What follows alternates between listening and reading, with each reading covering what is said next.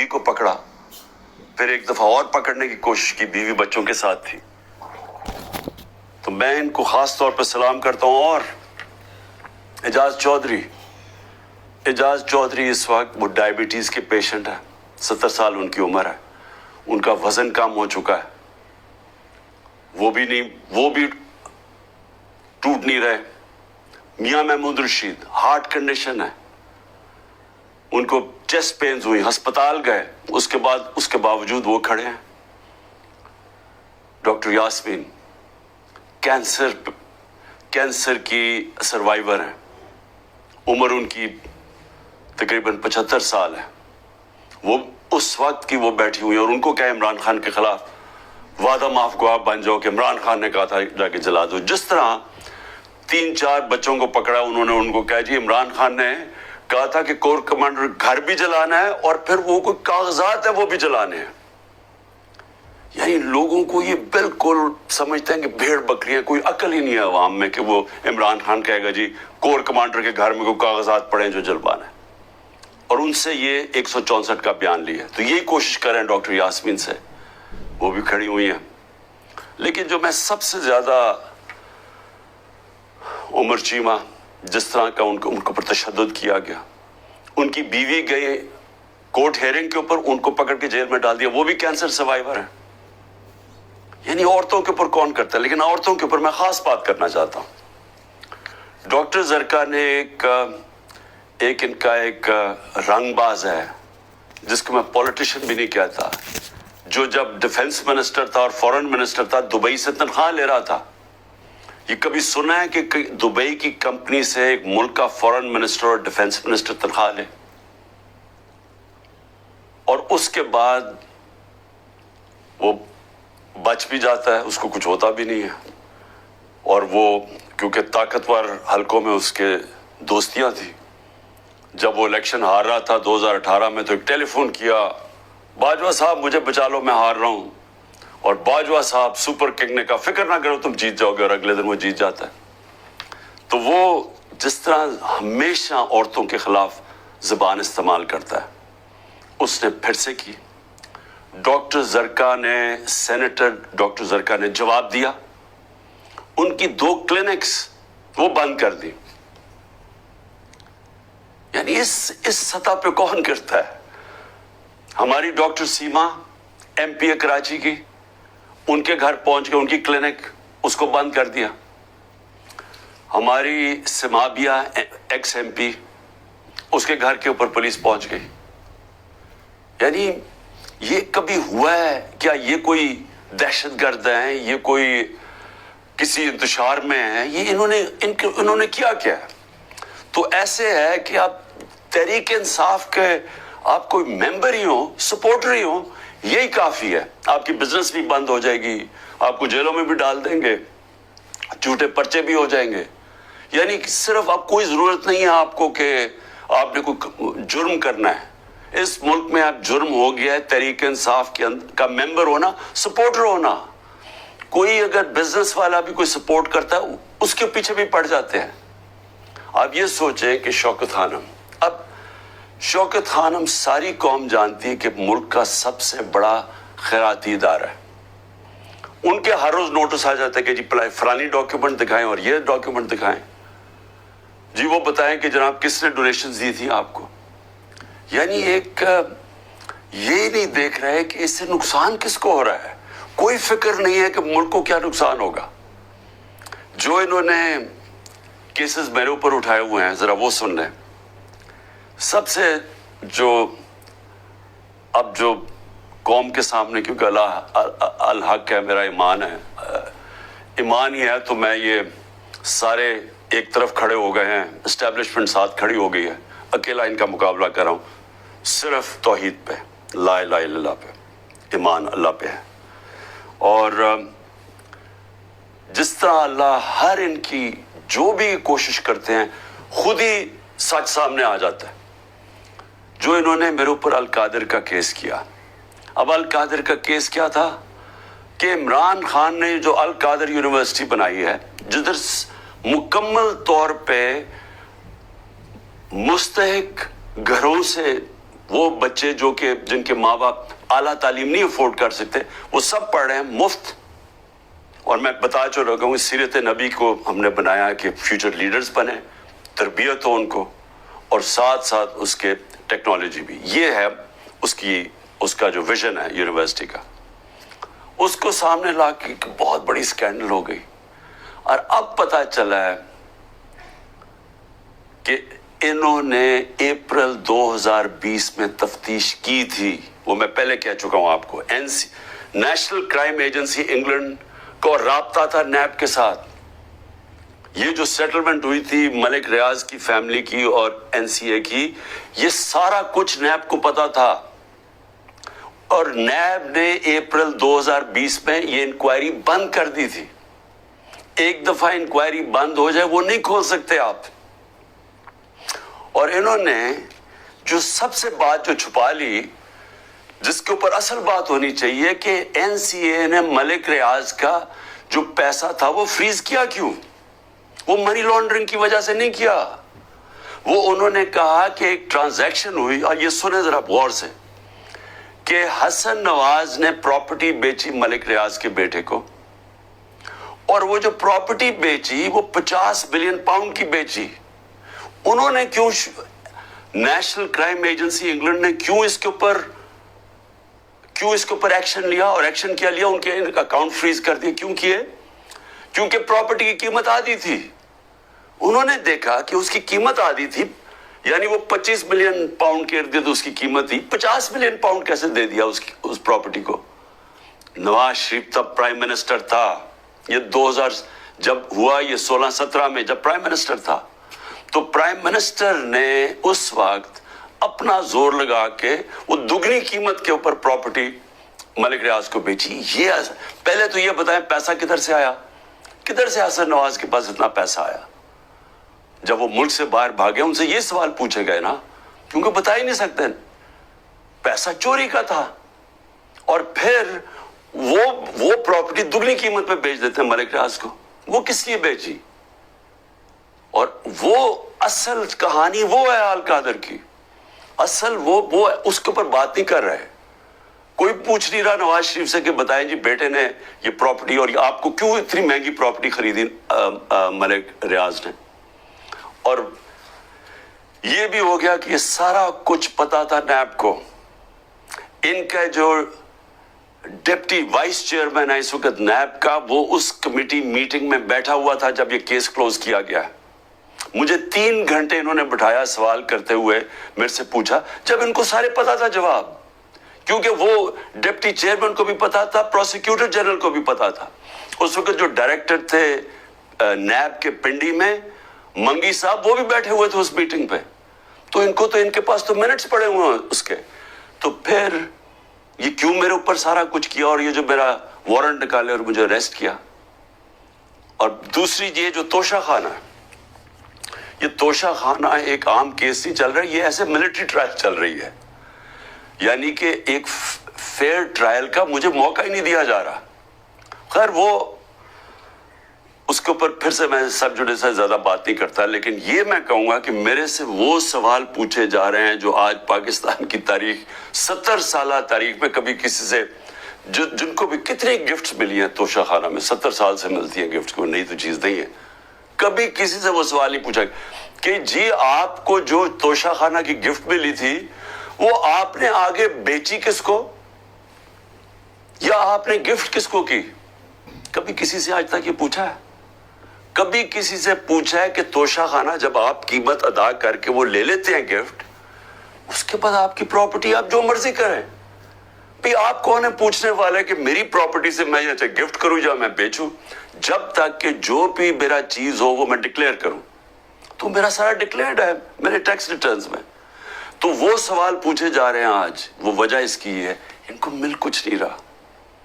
یہ 3.5 سال میں جتنا میں پرائم منسٹر ہوں, ان کو یہ 2 چیزیں ملی ہیں. اس کو کرپشن کہہ رہے ہیں, یہ جو توشہ خانہ ہے, اور دوسرا چیز القادر. یہ 2 کرپشن کے کیسز میرے پہ ملے ہیں. ان 3.5 سال میں جب نواز شریف پرائم منسٹر بنا تھا, 17 اس نے فیکٹریاں بنا چکا تھا 3.5 سالوں میں, اور سرکاری بینکوں سے قرضے لیتا تھا. फैक्ट्रियां बना लेता था और बाद में वो कर्जे माफ करवा लिए, और जो पैसा दिया वो 20 साल के बाद वापस जो थोड़ा सा और मार्कअप माफ करवा के वो भी थोड़ा सा पैसा दिया। उनसे कभी पूछा, जरदारी इस टाइम के अंदर मिस्टर 2 साल में उसको मिस्टर 10% सारी दुनिया कहना शुरू कर दी थी कि हर चीज पे कमीशन कमाता था। तो ये 2 चीजें मिली हैं 3.5 साल में, और इंशाल्लाह ये मैं साबित करूंगा जब केस आगे बढ़ेगा, लेकिन मौका देना चाहिए मुझे पूरी तरह जवाब देने का। दूसरी चीज जिसके ऊपर मैं बात करना चाहता हूं वो है कि ये जो साइफर के अंदर, और साइफर के अंदर मैं फिर से वाजे कर दूं कि बड़े क्लियर कानून बना हुआ है। साइफर होती है फॉरेन ऑफिस के अंदर, जो सीक्रेट कोड वो फॉरेन ऑफिस पे रहती है। ये इंस्ट्रक्शंस हैं कैबिनेट डिविजन्स के, इसके अंदर कोई और किसी के पास वो जो कोड वाला साइफर है वो नहीं जा सकता। और जो मेरे पास आया था वो मुझे फिर से बुलाया, बड़ा अच्छा है, FIA के सामने फिर पेश होऊंगा। लेकिन जो मेरा मुझे कहते हैं कि आपने वो जो साइफर के अंदर चीज लिखी हुई थी वो पब्लिक कर दी, वो पब्लिक तब हुई जब मैंने नेशनल सिक्योरिटी काउंसिल के सामने रखा, जो कि मुल्क का सिक्योरिटी का सबसे बड़ा इदारा है। उस इदारे के अंदर पहले रखा, उस इदारे ने वो साइफर को देखा जो उसके अंदर लिखा हुआ था, वो नहीं जो कोड है, जो उसका मफहूम था, और उस इदारे ने फैसला किया कि अमेरिका को डिमाश करनी चाहिए कि उन्होंने हमारे अंदरूनी हालात में मुदाखलत की है। ये जब नेशनल सिक्योरिटी काउंसिल ने कह दिया, फिर सबको पता चल गया कि क्यों कहा है, क्योंकि वहां से एक उनके ऑफिशियल ने कहा कि जनाब इमरान खान को जब तक आप हटाएंगे नहीं नो कॉन्फिडेंस पे, तो पाकिस्तान के ऊपर बड़ी मुश्किलात होगी। तो ये था उसका, तो सबको पता चल गया। उसके बाद तो इसमें क्या सीक्रेट रह गई, फिर कौन सी सीक्रेट मैंने वायलेट की, तो ये भी इंशाल्लाह आ जाएगा सामने। लेकिन एक चीज है कि वो जो सीक्रेट को जो थी वो याद रखें, उसमें गवर्नमेंट बदली गई, ये साजिश हुई थी मेरे खिलाफ नहीं, पाकिस्तान के खिलाफ। और जो वो गवर्नमेंट बदली गई, मैं सिर्फ आपको बताना चाहता हूं कि उसके बाद हुआ क्या। आज पाकिस्तानियों को किस चीज से गुजरना पड़ रहा है। 16 रुपए यूनिट बिजली थी जब हम गए अप्रैल के अंदर, आज बिजली 50 रुपए यूनिट पे पहुंच गई है। आप जरा पूछें तनख्वाहदार लोगों से कि उनके ऊपर आज क्या गुजर रही है। ये कौन जिम्मेदार है इसका? वो जिन्होंने साजिश करके गवर्नमेंट गिराई थी। और असल इंक्वायरी ये होनी चाहिए, जो मैंने सुप्रीम कोर्ट के चीफ जस्टिस को कहा था, आपको इंक्वायरी करनी चाहिए कि ये कौम से बहुत बड़ी साजिश हुई है, कौम से धोखा हुआ है, और इसका जिम्मेदार जनरल बाजवा था। और इसलिए क्योंकि वो था, किसी ने जुर्रत नहीं पड़ी किसी की इसके ऊपर इन्वेस्टिगेशन करने की। आटा 55 रुपए 60 रुपए से पहुंचा है आज केजी 150 रुपए पे। सोचें कि ये आम आदमी की खुराक है आटा। उसके बाद चावल दुगनी कीमत होगी जो चावल थे। चीनी, हमारे दौर में बड़ा शोर मचा, चीनी चोर। हमने इंक्वायरी करवाई, चीनी की कीमत 80 रुपए थी, आज चीनी 160 रुपए पे पहुंच गई है। सारे जो बड़े बड़े शुगर मिल माफिया वो सारे बैठे हुए हैं आज गवर्नमेंट के अंदर। और फिर दूध, ये दूध बड़ा जरूरी है क्योंकि बच्चों के लिए बहुत जरूरी है। 150 रुपए लीटर से गया 230 रुपए लीटर पे। और दाल जो आम आदमी खाता है 310 रुपए से 520 रुपए पे गई है। 310 रुपए केजी से 520 रुपए केजी पे दाल गई है। ये आम लोगों के खाने की चीजें हैं। ये जरा बताएं कि कौन जिम्मेदार है जिसने ये जो सारी साजिश हुई थी। और इंशाल्लाह जब भी इंक्वायरी होगी साबित होगा कि बहुत बड़ी एक चलती हुई हुकूमत को मुश्किल वक्त से जो पाकिस्तान को निकाल दी गई उसको गिरा के तो ये हुआ। मैं आखिर में 2 सिर्फ चीजें कहना चाहता हूं। एक तो मेरा पैगाम है, ये जो पुलिस वाले, ये जो नामालूम अफराद आम प्लेन कपड़ों के अंदर घुस जाते हैं लोगों के घरों में, सारा घर तोड़ते हैं, चोरी कर लेते हैं, जो तशद्दुद करते हैं लोगों पे, जो जुल्म करते हैं, टॉर्चर करते हैं लोगों को जेलों के अंदर, जिन्होंने सोशल मीडिया के बच्चों को सिर्फ ट्वीट्स के ऊपर उठा लिया और उनको तशद्दुद करके वापस भेजा, जो सहाफियों के ऊपर जुल्म कर रहे हैं। इमरान रियाज जो अभी तक गायब है, पता नहीं कि किधर वो गया हुआ है। अदालतों बेबस हो गई हैं, अदालतों के पास भी वो भी हाथ खड़े कर दिए कि जी वो प्रोड्यूस करो। एक सहाफी सिर्फ इसलिए, उसने तो कोई तोड़ फोड़ नहीं की थी, लेकिन सिर्फ इसलिए कि वो जुल्म के सामने सच बोल रहा था, उसको उठा लिया। 4 पाकिस्तान के टॉप सहाफी मुल्क से बाहर गए हुए हैं, मुल्क छोड़ के चले गए, क्योंकि वो सच नहीं बोल सकते थे। और उनके ऊपर यही किस्म का जो इमरान को पहले इसके ऊपर तशद्दुद किया, फिर जो अब उसको गायब किया हुआ है, खौफ फैलाया हुआ है, बाकी सारा मीडिया कंट्रोल में है। सिर्फ वो तब बोल सकते हैं अगर इमरान खान की कोई बुराई हो, प्रोपेगेंडा, वो बोल सकते हैं, वो कोई सच नहीं बोल सकता आज। और मुझे अफसोस ये है कि उनमें से जो हम बड़े बड़े नाम समझते थे कि वो सहाफ के लिए इनकी बड़ी कुर्बानियां हैं, वो भी आज घुटने टेक के सामने बैठे हुए हैं। लेकिन मुझे अफसोस और है ह्यूमन राइट्स ऑर्गेनाइजेशंस पे, मुझे अफसोस है जो कहती हैं हम औरतों के लिए NGOs बने हुए हैं, हम औरतों के लिए, हुकूक के लिए खड़े हैं। ये वाहिद पार्टी है पाकिस्तान की तारीख में जिसने पहली दफा ख्वातीन को पॉलिटिक्स में लेके आई। उन्होंने शिरकत करनी शुरू की, जलसों के अंदर औरतें आई, फैमिलीज आई।